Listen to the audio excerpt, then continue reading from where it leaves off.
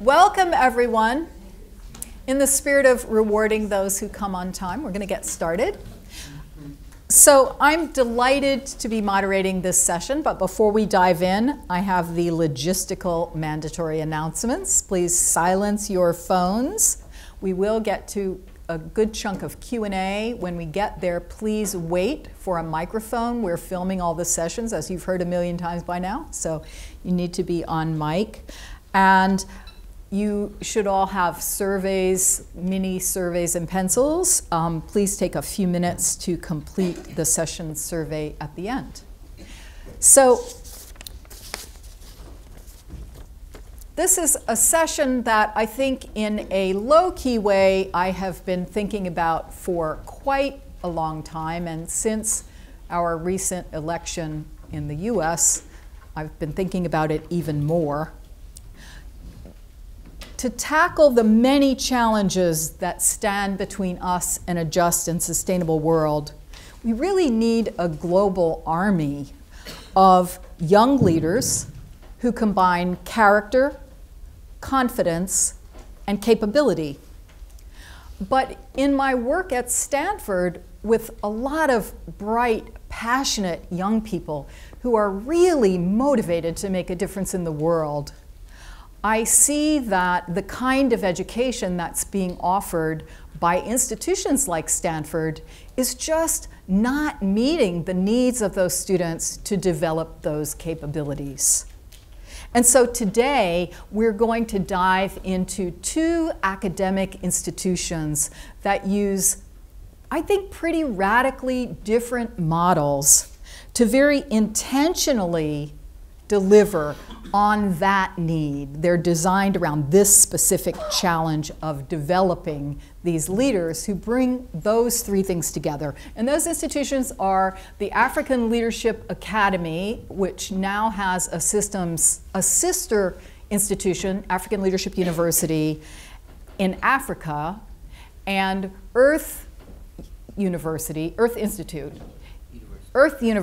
in Costa Rica. So we have four wonderful panelists joining us today to help us dive into those organizations and understand more about them. The order is a little mixed here. Jose Rodriguez is in his final year at Earth University. He actually got a bachelor's degree at the Institute of Technology in Costa Rica and worked for a while as a financial advisor near his hometown before deciding to go back to school at Earth University. So he has an interesting base of comparison. Jose Zaghloul is the founder and former president of Earth University. It's been around for a while. It was founded in 1987, I think being very prescient in beginning to address this particular need. And at this point, they've graduated more than 2,100 students from 39 countries around the world who are now transforming their own dreams into reality, tackling a variety of issues. Jihad Hajouji is a graduate of the African Leadership Academy, and she then went on to get her bachelor's degree at Middlebury College in the United States, and worked in the area of social impact in Africa and the Middle East for 5 years. Then she decided to go back to school, and she's currently getting her MBA at Stanford University. And finally, last but not least, Chris Bradford is co-founder and CEO of the African Leadership Academy, and he came to that experience with a hybrid background in business and education, designing and building educational institutions. So very interesting, rich background. We're going to kick off by using a little video to get a bit of an overview, first on African Leadership Academy. So let's roll that first video.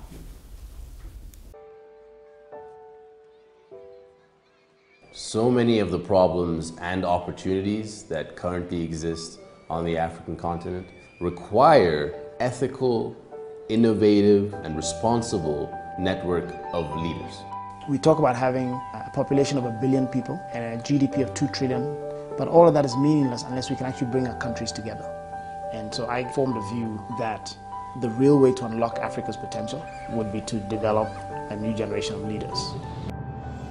The reason that I get tremendously excited about ALA is that we are engaged in the very important work of innovating and developing an authentic African responsible learning experience. We believe entrepreneurial leadership is developed through experience and practice.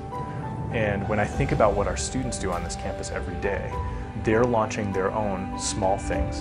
And that then gives them the confidence to do something bigger, which will give them the confidence to do something bigger until they're building institutions with a Pan-African scale. Entrepreneurial leadership is a unique course that we've developed and continue to iterate at the Academy. And it is focusing on igniting an entrepreneurial mindset in our students. What we want is students who can identify needs or problems as opportunities, take those opportunities, come up with ideas and solutions, iterate them by working with stakeholders, and really work to make an impact in their communities. We have several of our graduates who have gone on to university and have come back to Africa and started their own companies already. You have this young, vibrant, energetic part of the world. The average age of an African is 18. And how do we harness the potential of this youthful continent and use it as a source of innovation and change for the rest of the world? At ALA, I have been exposed to the fact that whatever I want to do, I can do it. ALA is not just a 2-year program. It's a lifelong journey, and I know that the destination is making Africa a better place. So, Jihad, I want to start with you and bring this a little bit to life. So, it's been a few years since you were at ALA, and you were pretty young when you went there. But when we talked, you mentioned the fact that at that time you were a teenager, you were kind of focused on yourself to a large degree, and the experience of ALA really pushed you way beyond yourself in terms of focus. And I'd like you to talk a little bit about that. Sure. So I think there is an element of, so by design, the Africa Leadership Academy seeks and recruits people who are passionate about change to begin with. So imagine people all over the African continent, different villages and towns. They're ambitious, they perhaps not happy with the status quo and they want to do something about it. Some already did something in a small way to make that change happen. And I think what the Africa Leadership Academy did for us is that it's grounded that passion for change in intellectual and in practical training.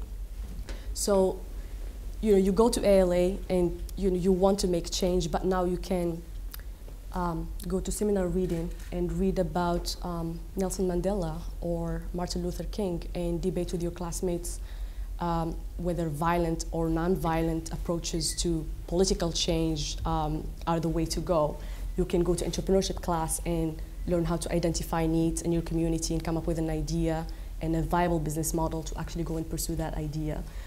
You go to community service every week and actually see what problems look like on the ground. So it's like getting that passion and grounding it in actual training. So there is that element of it. But I think another, the scaling of that vision comes from, I think it's co-location with inspiring people.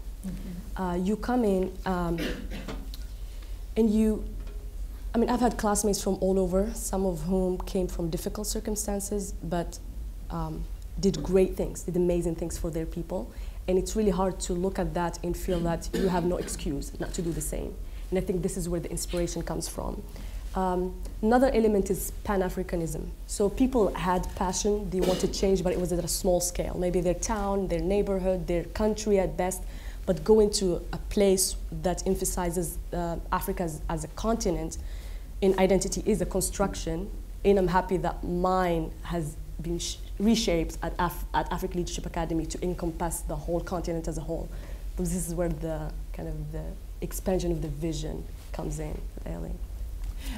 And so my understanding is, as a student at ALA, and you touched on this, you were not sitting in classes having people teach you things. You talked about actively debating the different approaches to driving change, as an example. And now you've been at Middlebury and you're currently at Stanford. Those are more traditional models.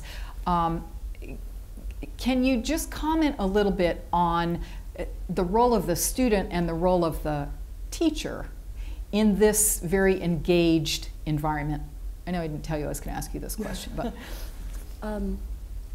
So I think I've been lucky, again, I think places like Middlebury College and Stanford are also great places where inquiry is encouraged in all kinds of areas. You're not restricted, you're not discouraged from asking the big questions or debating. So I think those are also great opportunities to develop that. But I think across the board, to answer your questions, a lot of the learning comes from your peers as well. I think peers play a big role in the mission. Right. It's different. It's great quality education, but it's different.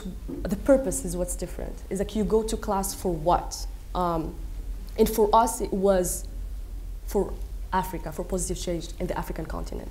Yes, in between, everyone wants to go to reputable colleges, get their dream jobs, but even that serves a bigger purpose. What are you going to do with it? And that's, I think, the difference of places like ALA.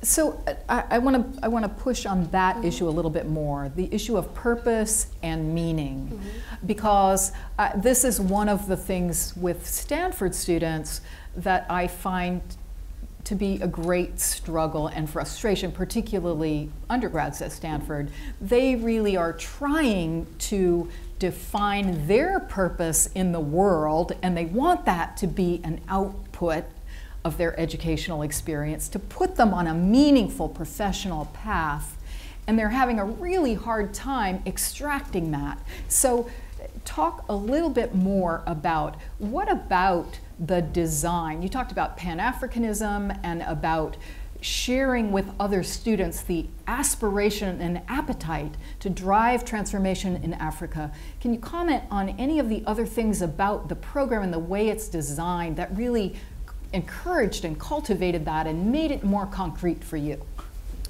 So I think, okay, so there is a push and pull element in this. Part of it is what I talked about before. By design, you are recruiting people who are already passionate about what you want to drive. So there is that. People come to you because your mission appeals to them. And then you give them even more inspiration by putting them in the same location. In kind of giving them the training they need and the capabilities to actually go and make that change happen. I think in the contrast you made with other universities and why, for example, a university as big as Stanford would struggle with that, I think it's just a matter of focus. I think that my feeling being at Stanford, there is a big overarching mission of also changing the world. There is that feeling. But I think when you have people that are much more diverse and interested, it's very hard to drive a very specific mission. And at ALA, we had much more common ground. So it was much more focused, and that's easier, I think. And my understanding is there are some things about the curriculum to help you specifically think about the big challenges in Africa. Is that accurate? Yeah, so academically speaking, we did the A-levels, but the unique elements of the curriculum were around African studies, entrepreneurship and leadership, and writing as well. So African studies was that element of kind of identity and common ground in the mission, but entrepreneurship and leadership were also about the how and the skills and the equipment that we need to go and make that change. So definitely the curriculum played a really big role in discussion with classmates and in also speakers, guest speakers who came to class. Inspiration comes from a lot of different places. Right. I'm sure like Chris is going to speak about this perhaps, but it's like when you have a mission, everything else revolves around it. So everything feeds into that mission, and right. Inspiration comes from different places. Right. Yeah. Terrific. So let's flip to Earth University and get a sense of what that experience is like. Let's roll that video.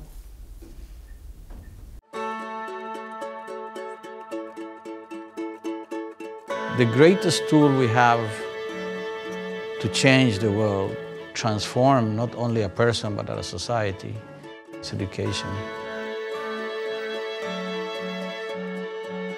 How do we form an ethical person? How do we form someone that really respects others, that is honest, that looks for the harmony and giving back? individuals that care about the environment and their society. And that's implicit and explicit in our curriculum.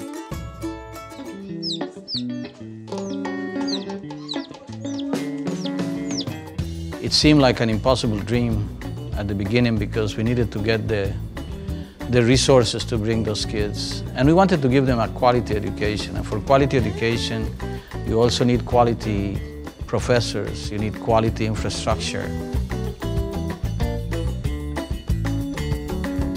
This is the kind of thing that Earth University teaches us, that we need to think about not only the economic part, but also the social and environmental. Es una forma muy diferente de enseñar, porque no es yo profesora, ellos estudiantes, somos nosotros trabajando juntos. Doy imparto dos cursos, reproducción animal y lactancia y sistemas pecuarios integrados. Es en donde la finca se convierte en un laboratorio experiencial. Esta es una finca pecuaria integrada en la que los sistemas de producción porcino, bovino, bufalino que tenemos son utilizados en producir energía en forma de biogás. Y además hay un sistema de manejo de aguas residuales del sistema con la finalidad de que los estudiantes también aprendan cómo de una manera responsable el agua se tiene que regresar hacia los cauces normales y naturales de. Es posible reciclar material sin tener que contaminar el medio ambiente. Más aún, mejoramos el ambiente. Y alguna gente piensa, bueno, cambiar el mundo es hacer grandes cosas, es cambiar un país. No, debemos empezar con cosas pequeñas. Great. So, Jose, you had the really interesting experience of getting a business degree in a more typical university, and then going to Earth. And when we chatted, specifically in the area of entrepreneurship, which is something emphasized in both of these institutes, you talked about the very extreme experiential element at Earth of actually needing to develop and launch a business to learn entrepreneurship. Tell us a little bit about that. Okay. Well, you realize that it's not just about learning about agriculture science when you have like a very important component of entrepreneurship. So it's not a common school dedicated to agricultural science. So just in the first years, in the beginning of in our major, where you face with a reality that we have like around 41 nationalities in the university. That's give you a really global conscience and opportunities to meet persons from different countries and different realities. And then the academic program is designed that you have to organize a team. The dream team has to be of different nationalities and design a business. You know, first year is to design the business plan, the right classical business plan that every business school teach, right? But the thing here that makes it special is that we really ask a micro loan in the university, and second year we're going to execute the business. So the community at Earth, we are around 1,000 persons. So this is our market, around 1,000 persons.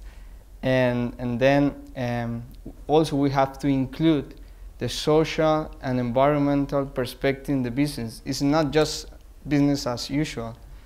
So we have to design like strategies to face those perspectives. For example, in my case, with this extraordinary group of classmates, we study agriculture, so we study a lot of the food issues in Latin America and the world.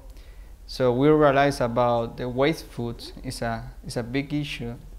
So near of the university, there are many companies that export fruits. As you know, export markets has these aesthetic requirements. and that they discard a lot of fruits that are in perfect conditions, but they just don't fit in their requirements. So we want to tackle or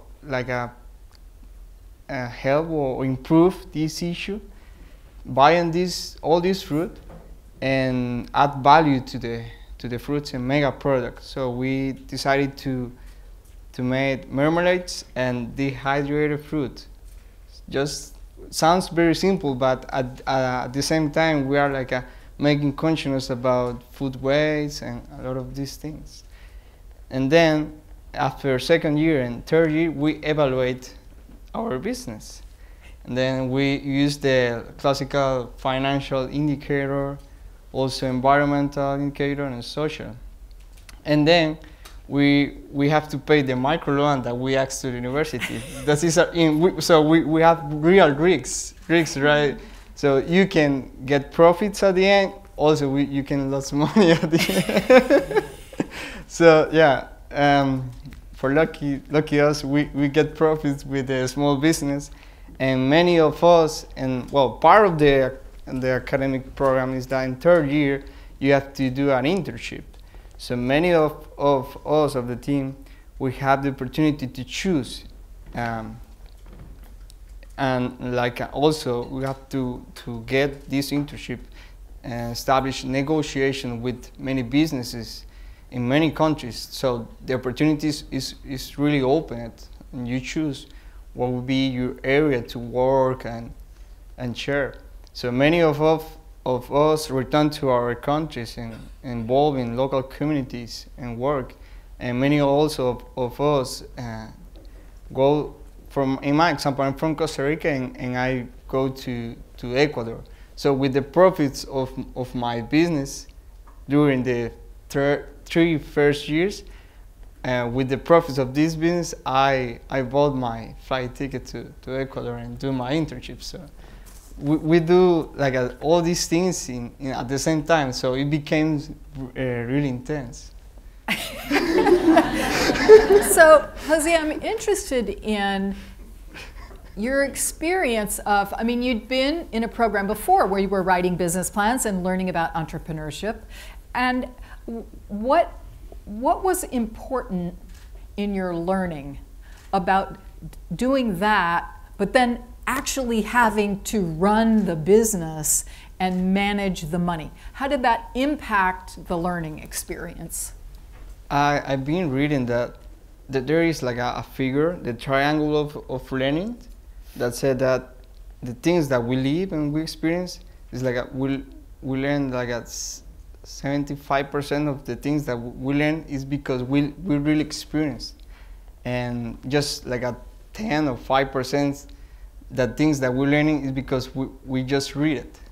So that's the thing that really make an impact, that you really live the experience, and you have real profits, and also you have real risks in the experience. So I think that this experience gives you real confidence when you get out of the university and have to start a small business or be involved to ask a micro loan. Great. So the other thing I want to talk about just briefly is we talked about the area of social development, and the fact that you didn't just learn about the needs of segments of the community that maybe were not getting access to everything they needed, but you actually were assigned or connected with a farm family and worked with them for a long period of time. Can you talk a little about that? Yeah, well, another thing that makes different the university is the social program, social development program. Because in a normal agriculture school, you will just find the science assignments and that's it, right? So in the university we have a community development program in which we visit near communities and work with farmers with the idea to improve their small business. But also behind of this, the thing that we want is like improve human quality, human life. It's not just about make rich more people. It's about have time for the family, have the basic things in home, and try to don't worry about the money that family needs to send the kids to the school, things like that. So that's like the part of the program of the university. And in my personal experience, before decided to go to Earth, as a person that, as a young people that came from a small town in Costa Rica, we are living exactly the same that is happening in the rest of the many countries in the rest of the world. That young people in agriculture are completely disconnected, and they are living farms and living in small towns. And I completely agree with the person that choose another lifestyle, but I not agree with those ones that really stayed in the rural towns and they want to establish their life there, but they can't because they don't find opportunities. So me and with my family, we are developing. We just started 2 years ago. We are developing this small farm in which we want to be an example of sustainable agriculture. But as a student, we read a lot of sustainable agricultural books and things like that. We want this guy of sustainable agriculture, but it's alive. It's a living farm, right? So we wanted to be an example in the local community, and also try to be consequent with all the opportunities that we having now with all the learnings experiencing at the university, and share with the local farmers, and try to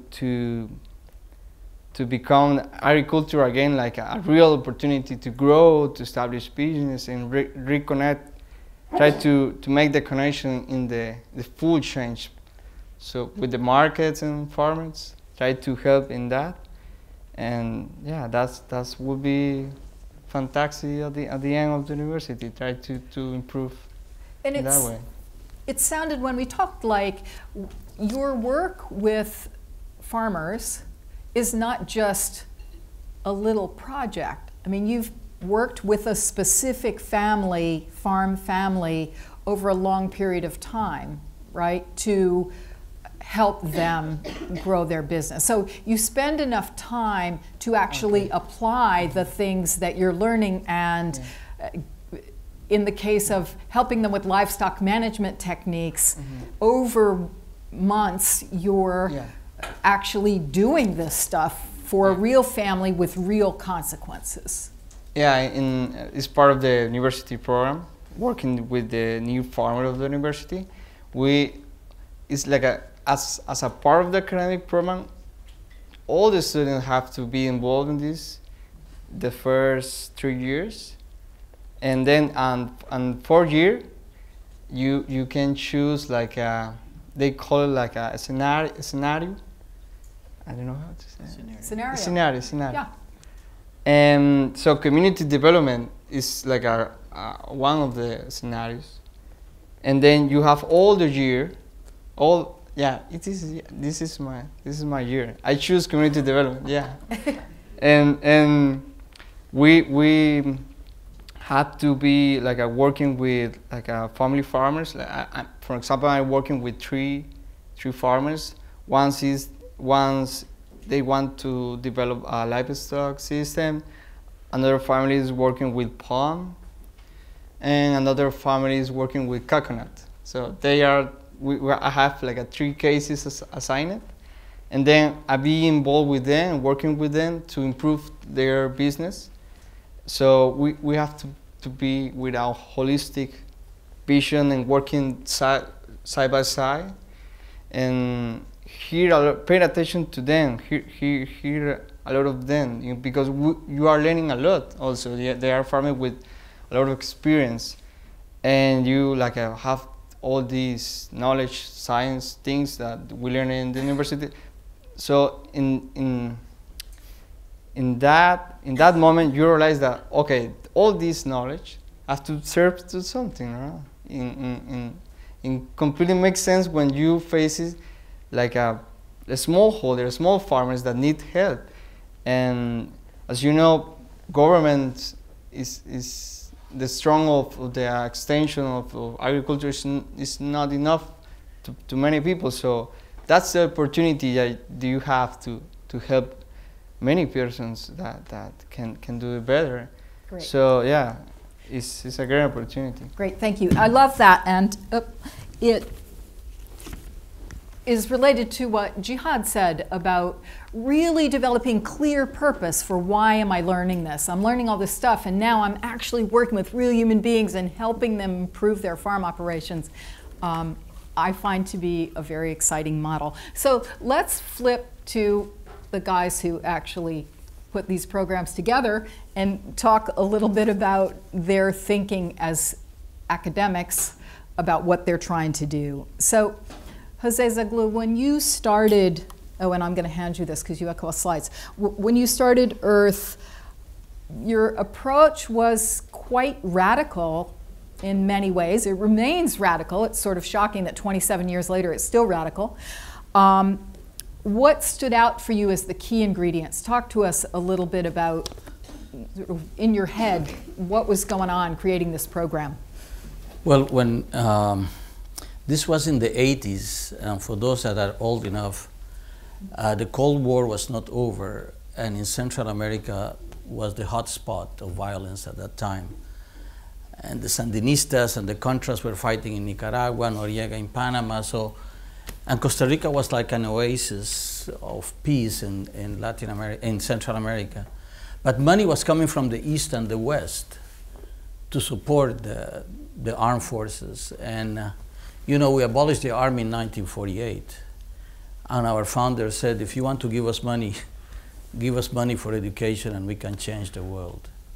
And that's what the whole purpose of the institution is how do we form ethical leaders for a world of peace, of prosperity, a world where we can live together. And our concern was also that our campus is located in the middle of the rainforest in the Caribbean side of Costa Rica. And we knew at that time that the rainforest was being destroyed, and there was no institution that was completely dedicated to find ways to stop this and do it in a way that you cannot tell a poor farmer to stop cutting the trees or doing things if you don't give them an alternative. How do you do sustainable agriculture? And I'm not going to extend too much on it, but we were destroying about 1 million acres only in Central America of forest. And the devastation of the rainforest is terrible because it's only 7% of the surface of the planet. And in that 7%, we have between 50 and 80% of the biodiversity of the world. So that has a lot of potential, from cosmetics to medicines to genetic material. So at the beginning, we focused on the rainforest, and we wanted, to preserve and to find alternative ways, but also to prepare an ethical leader, a social entrepreneur. If you look at our mission, we don't even talk about our discipline. It's to prepare ethical leaders for sustainable development and construct a just and prosperous society. And to do that, we believe it's not enough to teach science, we don't teach values. I mean, sometimes better not to educate someone that doesn't have values. So for us, the values are extremely important. Honesty, and that's why they work with people from different backgrounds, so that they learn. Implicit in our curriculum is conflict resolution by dialogue rather than by fighting. And then we based our curriculum in 4 pillars. The technical and scientific part is very important, but it's not taught in the way that we have taught for the last 100 years, where we have 20 or 30 or 40 people sitting and somebody giving a lecture. The professor is a facilitator of the learning process. If you go into a classroom, it's a total chaos. People are working, discovering knowledge by themselves, and the professor is a facilitator. So the scientific and technical part is what we call it experiential and participatory. And then we have a strong commitment to the social and environmental awareness. And this is across the curriculum in all the courses, even the construction, the architecture of the campus. Then the values, and here we are not any religious group. It's the universal values of honesty, respect, teamwork, social and environmental concern, and love at the end. And we don't like to talk about love in business or academics, but love is the greatest value we have. If we love, probably we'll be honest. If we love, we probably won't fight with each other, and many other things. And finally, the entrepreneurial part that Jose already explained. And for us, it's as important, each one of these pillars is as important as the other. If you have straight A in your exams, but you fail in the values, in the respect, you have to go out of this university, you flunk. I mean, there is a process, it's not overnight. But so for us, forming an ethical leader, someone that can inspire others to do good. And the other thing that I would like to explain is that we have, in our educational system, and universities are very difficult to change, but we said that we need to give opportunities to those that need it most. But in our universities, we choose our students by an entrance exam that I don't believe in. And the kids that get the highest grade, not only they get accepted, but they get a scholarship. And usually are those that come from very good high schools. But those from rural areas that need the most help, that probably don't come from the best high schools, they will never be able to score the grades to be accepted in a university. So what we have done is gone to the communities and look for those kids, find them and bring them to Earth. 70% of our students are under scholarships. And we have proven over 27 years that if you motivate them, put peer students to help them in the areas that they are weak, they become great students and great professionals, and you change their life of the family and their communities, and they become great leaders.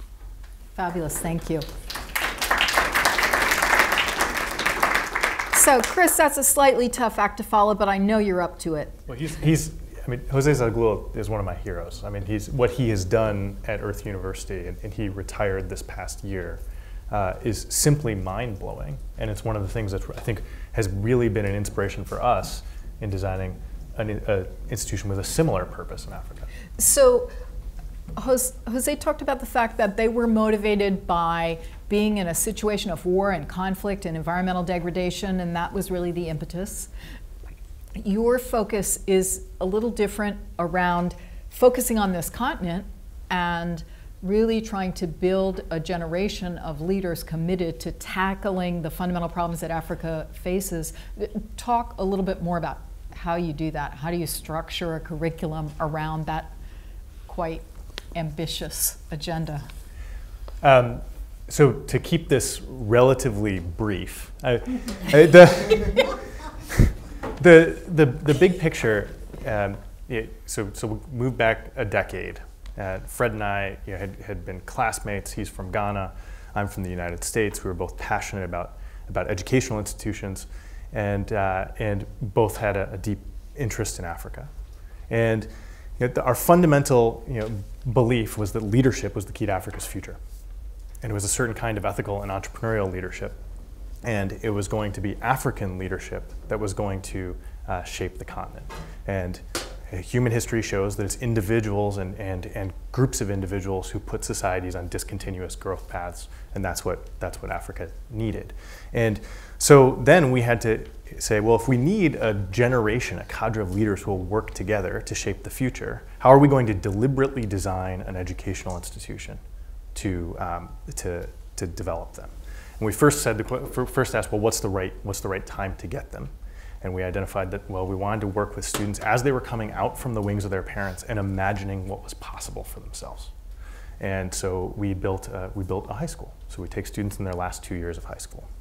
And when I think about what it takes to build an educational institution with a sense of, that has a profound sense of purpose, right? It's first getting the cultural elements right. So that's a clearly defined mission and a set of values that are going to guide your decision making and serve as a coordinating force for your community, right? Our mission is to enable lasting peace and shared prosperity in Africa through developing and connecting future leaders. And we have a set of 6 values that every ALA graduate can share that guide our decision making. And then we have to design the educational experience and the process in such a way that it reinforces that mission every single day. And so what does that mean? And I think Jihad covered a number of the ideas, but one is sort of contextual understanding and sense of identity. And this is where the African Studies course is essential.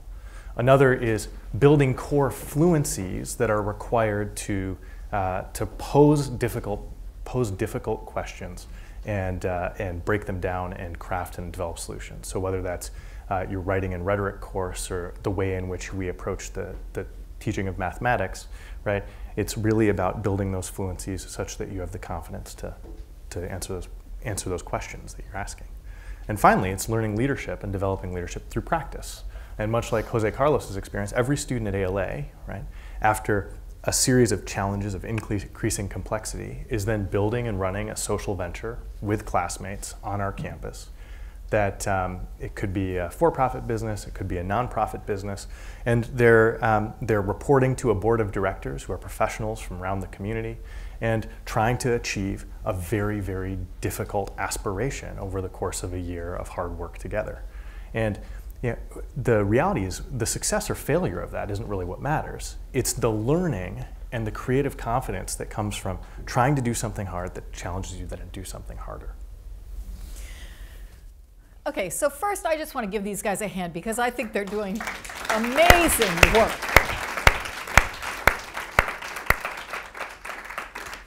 So one other aspect of the approach to the learning experience that I want to talk a little bit about is the role of the faculty members and your view of teaching and learning. Because in my experience at Stanford and with other academic institutions, I think you've been quite thoughtful and extreme in pushing the role of the faculty members and putting the student at the center of the experience. So if Chris and Jose, actually any of you could comment just a little bit on that, we'll touch on that briefly. And then we're very shortly going to go to questions. So can I share maybe a framing point for that really Yes. quickly? So I shared this with Jose Carlos earlier. As I've gone and spoken with educators, students, other people across Africa, all over the world, one of the things I like to do is a word association exercise. So I ask people to think about the word school and write down the first 5 things that come to mind when they hear the word school. And then you ask people to think about the word learning and write down the first 5 things that come to mind when you hear the word learning. And what you discover is they're totally different things. Everywhere in the world, when you ask people to write down what they think about when they hear the word school, they say headmaster, teacher, bell, test. Those are always basically 4 of the 5 things that come up. Learning is rarely one of the 5 most important things that's raised, right? And then you ask people to think about learning, and it's also remarkably consistent. When people talk about learning, what do they talk about? They talk about learning through challenges, right? They talk about an individual person who mentored or inspired them. They talk about an experience in which they were stretched further than they thought they could go.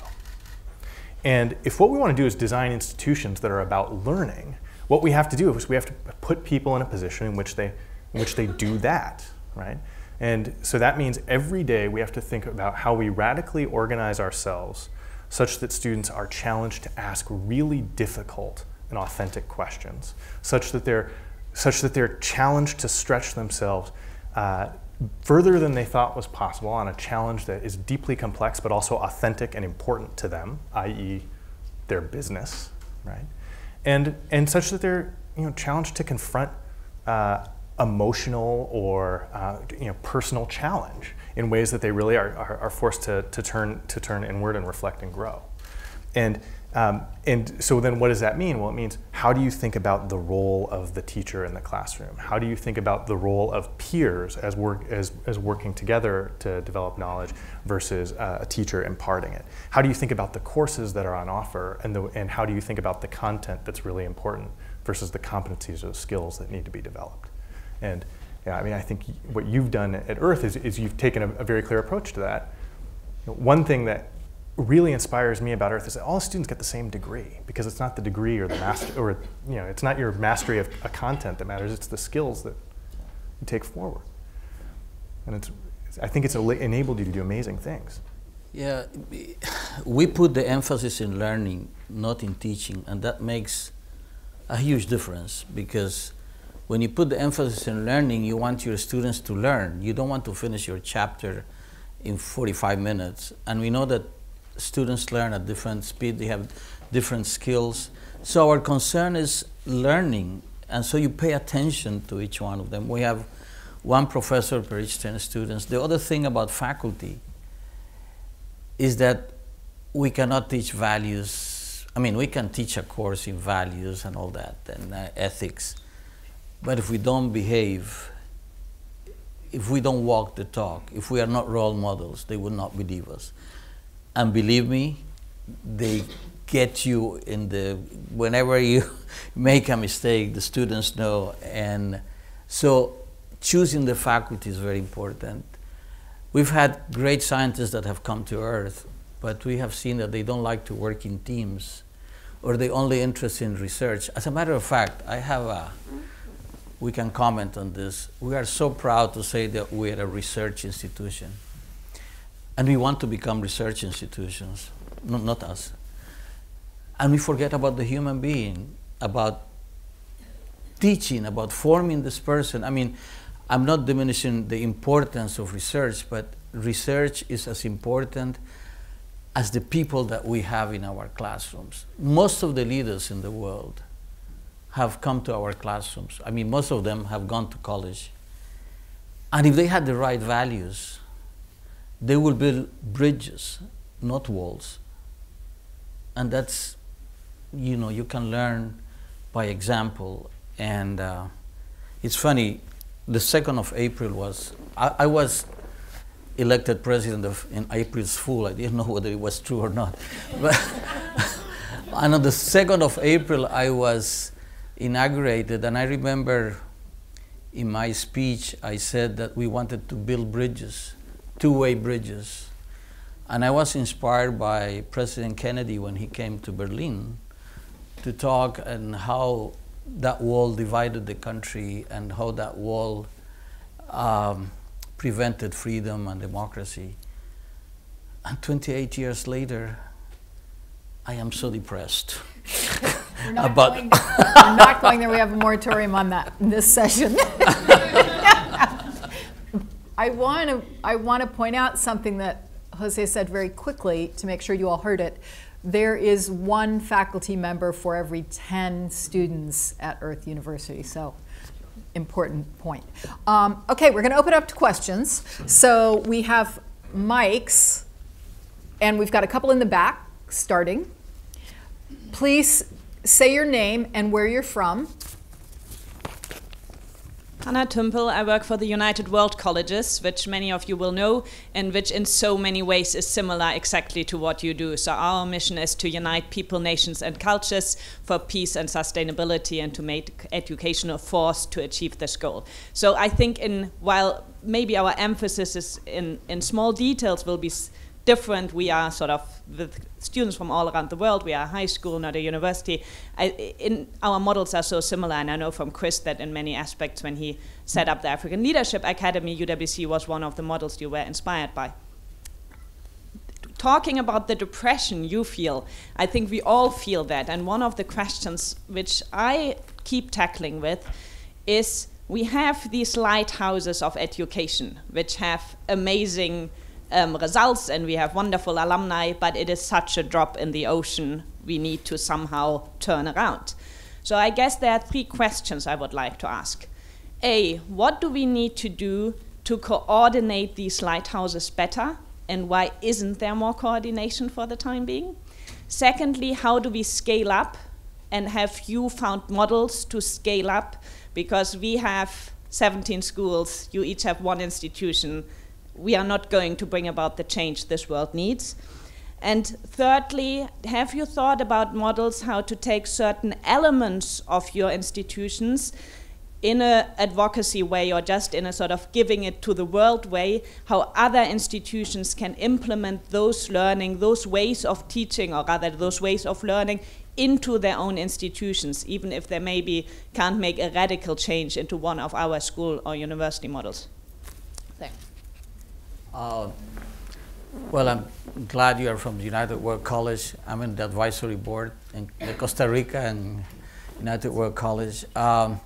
You know, I was going to mention before that I'm so pleased that we are sharing here with the African Leadership Academy. You know, we are very close with several institutions, Ashesi, African Leadership University, and some others that have a similar approach. And actually, the whole board of the Kellogg Foundation came to Earth University last October.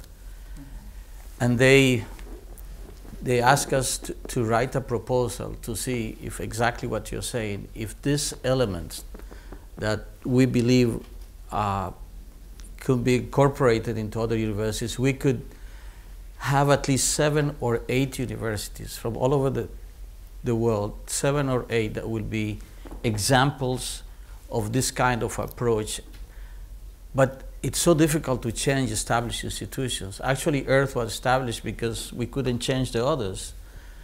And I don't know whether the church or education or the universities are more difficult, which one is more difficult to change. But for sure, established institutions are very difficult to change. And there is at least, we are writing a proposal to include several universities, but I think the students should demand from the universities that too. And I think I am very happy to, I just visited in January in Mauritius, the African Leadership University, and I was so happy to see, you know, students like Jihad really wanting to change the world. We need that approach, and perhaps this is the moment that we should pull together and think, how can we change this? And we haven't talked about climate change. We haven't talked about the 400 parts per million of CO2 in the environment that may destroy us, but there are so many things that we need to tackle. And I was very excited when Jose told me about the dialogue with Kellogg to begin convening this effort to figure out what aspects of this could be scaled up or replicated. One thought that I think could contribute or complement that is there are many students, as you point out, at places like Stanford and other mainstream universities who are really wanting this. And so I wonder, as part of that, if we might figure out a way to formally organize those students and give them a greater voice. That's something we might talk about offline. Up here in the back.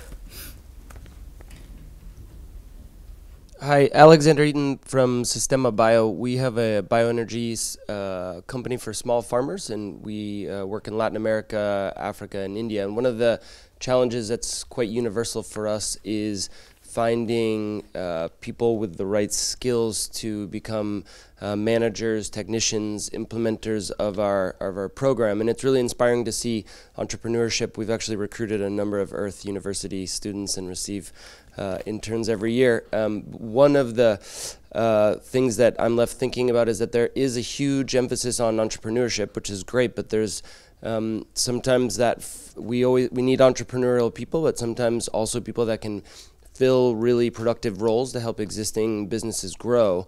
And Rebecca's actually here in the room and who does training at that level. So maybe one of the things that we're thinking of is we spend a lot more time doing these vocational type training. I was curious what you thought the role of vocational training would be in institutions like yours, and how maybe to pull some of those trainings and learnings and educational models out of a university setting and something where social businesses like ours could run 6-week camps and 8-week camps that aren't just vocational but sort of are able to build in those values, because that's part of what we see is that when we recruit, say, MBAs in Kenya, for example, there's been this really hard and fast business focus where potentially the values and the idea of social change isn't quite as embedded in the curriculum. So it'd just be interesting to see where we can maybe start breaking the boundaries of specific university concepts and how that blending of vocation and training could help existing initiatives grow, and not necessarily thinking that we have to form people that are starting new businesses at every step of the way. Just your thoughts on that. In our strategic planning, we have defined that in this next 5 years, we want to have this vocational training and 3 weeks, 4 weeks training for different individuals. So we can talk after if you want, but we have a campus on the Pacific side on the dry lands, where we are already starting a master's program in social entrepreneurship, and then in some vocational training too. Yeah, I mean, I think it's utterly essential that we build out different types of educational models. And actually, I think we can do it under common university umbrellas, whether it's Earth, ALA, ALU, other universities that are operating in the space. What it requires, and what's going to be really interesting over the longer term, is actually breaking down the existing credentialing culture that is so robust and steadfast in the environments in which we operate, and actually, moving to different types of micro-credentials that are actually far more relevant to work in organizations like yours. And what we're seeing at ALU, for example, is the opportunity to take modules of the curriculum that first started at ALA and then has been distilled into a lower cost delivery model at ALU, and take modules of that curriculum and then you work with specific employers, specific sectors, to empower over shorter periods of time workers for those sectors or type of work with, in essence, a micro-credential that's not a degree. I think that this also brings up another point related to scale, which I wanted to bring up. The ALA has an immense institutional opportunity as this coordinating force for Africa, right? We're a Pan-African institution. Right now, today, there are 264 students on our campus from 47 different African countries. Right? We've built a brand, and we're an incorruptible, nonprofit social enterprise. The flip side of that is it's really, really hard to scale and bring hundreds of millions of students into education relying on pools of donor money. And so what we realized we had to do with ALU was to take these chunks of ALA DNA and figure out how we could scale them. And it became clear that the way in which you have to scale them is by creating a for-profit vehicle, creating something where you can bring immense volumes of private capital to play to bring millions of students into tertiary education or forms of tertiary education who haven't had that opportunity before. And for us, I think shifting from nonprofit to for-profit and thinking about where the nonprofit model is most appropriate and where the for-profit model is most appropriate has been a really fascinating journey over the past few years. Over here, with Kirk and then the woman behind. I'm Kirk Hansen. I'm emeritus professor at Stanford, the negative example for this afternoon's panel. But a few years ago, I retired and went to a Jesuit university. And just one observation and then a question. The observation is that you've got 180 Jesuit universities around the world that are trying to grapple with the same problem you're talking about, but perhaps with an infrastructure that might lend itself to scaling. And so we're involved right now in trying to rework the formation concept for American Jesuit universities. So there's some dialogue that we need to have. The question is really around leadership, the topic of the panel. None of you talked about leadership yet. That's such a fixation in the West, leadership in business and leadership and everything else. How does leadership come into your curriculum, and how do you create leadership with values?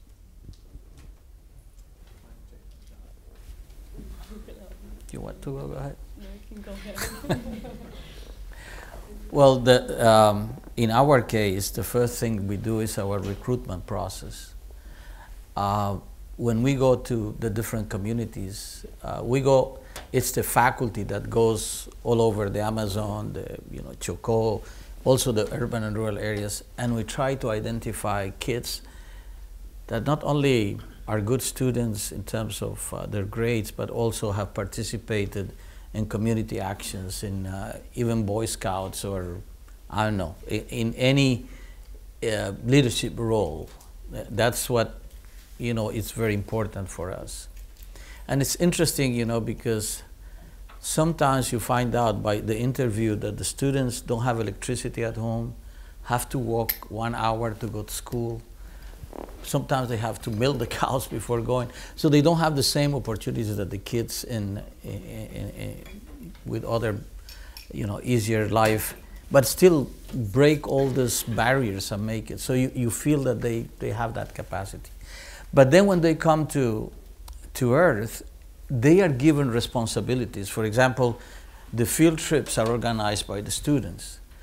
They have to create their own business, and that's their responsibility. They have to elect the head of the company, the head of management, the marketing. When we have visitors, they are the ones that lead the visits on campus. Besides, the visitors believe them much more than us. And, right?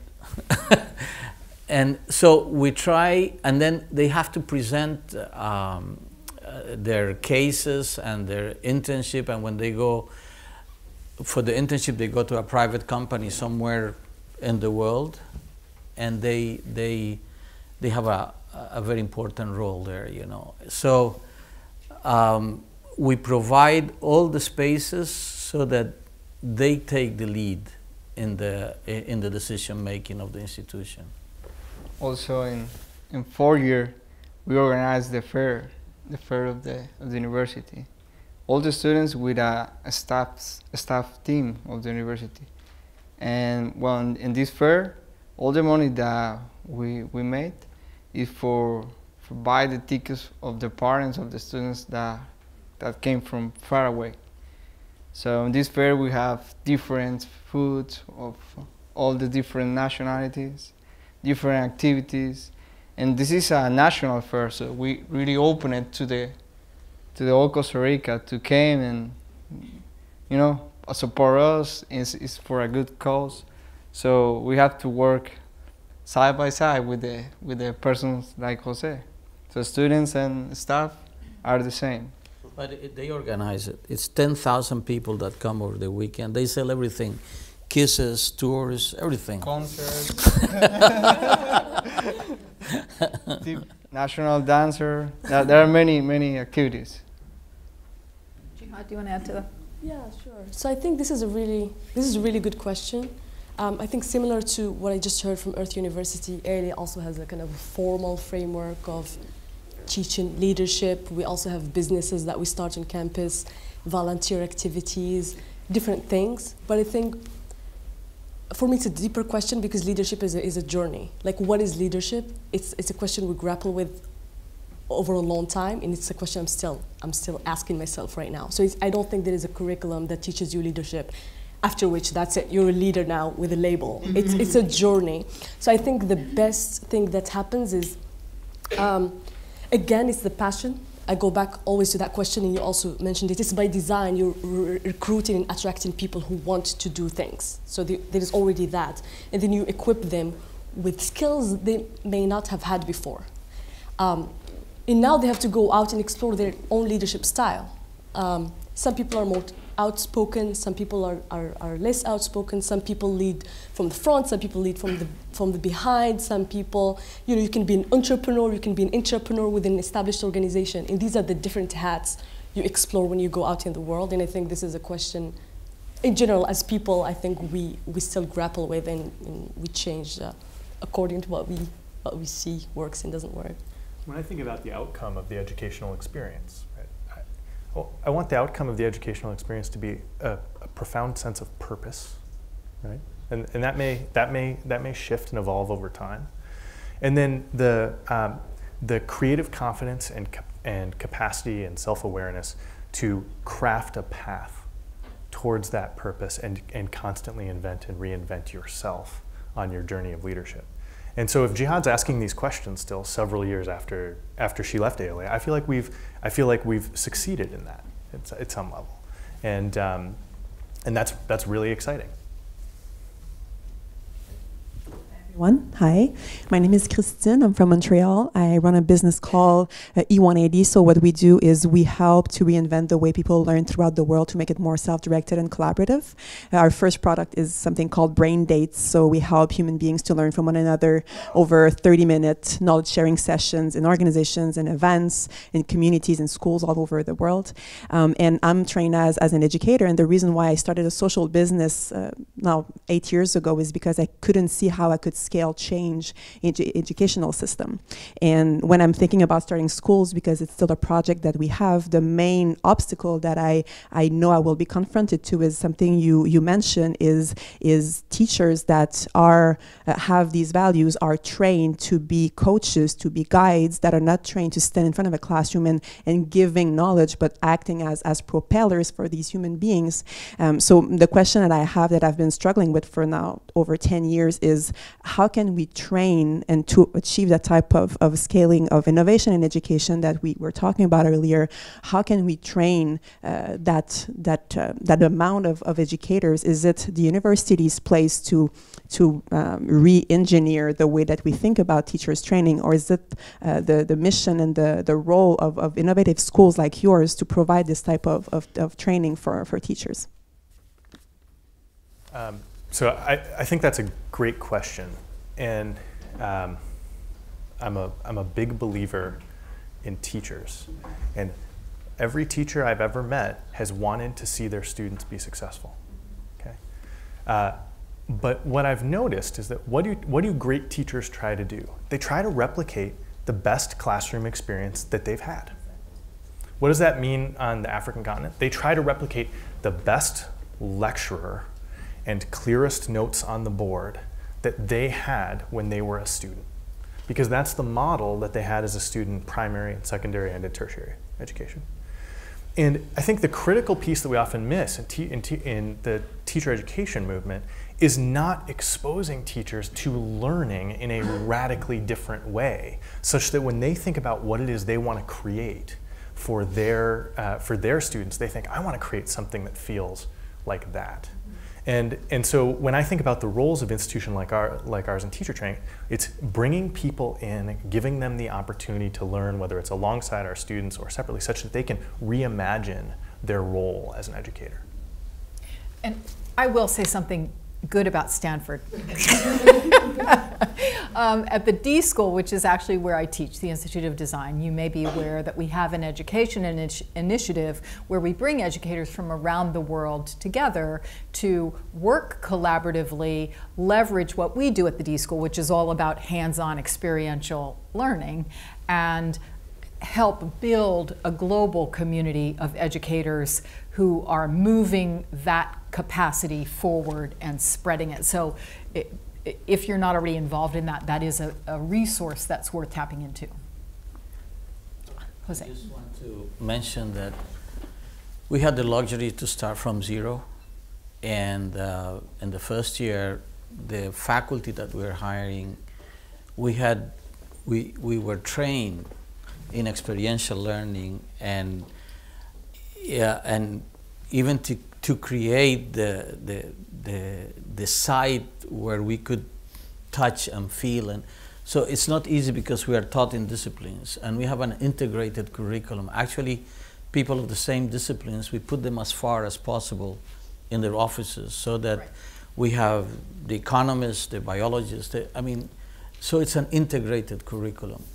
The other thing that we have a great advantage, especially in the entrepreneurial area, as in our campus we have a 300 hectare, which is about 800 acres of banana production. That when we started, the environmental team came and said, get rid of bananas, they are not sustainable. And we said, but how are we going to teach sustainability if we get rid of the bananas? And so we went to the to the banana companies, because all the bananas are covered by a plastic bag, and when they bring them to pack it so that you can eat it, and they throw the plastic, and the center part of the banana bunch to the rivers and to the oceans, and all the plastic goes to the ocean. And so if we wanted to teach sustainability, we had to be sustainable. And the company said that's the cost of doing business. Well, we didn't believe that was fair. But let me tell you that now we recycle all the plastic. The twine that holds the banana trees, we collect it. We use organic fungicides. They used to spray chemicals over the workers. You know, the workers are in the field, the plane will come and spray over them. Many were sterile of the workers, and people had a lot of social problems also. So we got rid of all of that. And just to tell you the amount of plastic that used to be thrown to the river, only in Costa Rica, because the government made it a law that you have to collect the plastic. The amount of plastic that we stopped throwing to the rivers is about 10,000 square kilometers of area. I mean, the size of the whole province of Limon, or the size of the country of my parents, Lebanon. And the twine that we collected from holding the banana trees, you can pull it from Earth to Mars 1.2 times. Can you imagine how much we used to throw to the rivers? Now you can buy our bananas called Earth bananas in the Whole Foods stores in the US, and they pay us a good price, and they are sustainable. So we had to learn, and we had to tell the students, you can be sustainable. It used to cost us 25 cents per box of bananas to do these things. And in 1 million boxes is $250,000, and we were losing money. Now we make more than $1 million in profits, and we put it in scholarships, but we proved that doing good social, environmental practices is also a good business, and you can make money. So it's not true that you have to choose one or the other. Sadly, we're at the end of our time. So I want to just make a couple comments in closing.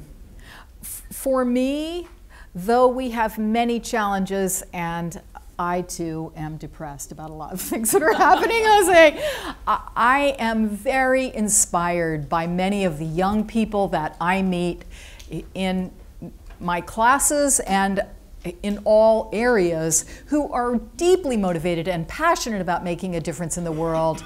And I think these are some fabulous educational models demonstrating the possibility of feeding that passion and equipping these students with the knowledge and the experience that cements and expands that knowledge to go out and really make a difference in the world.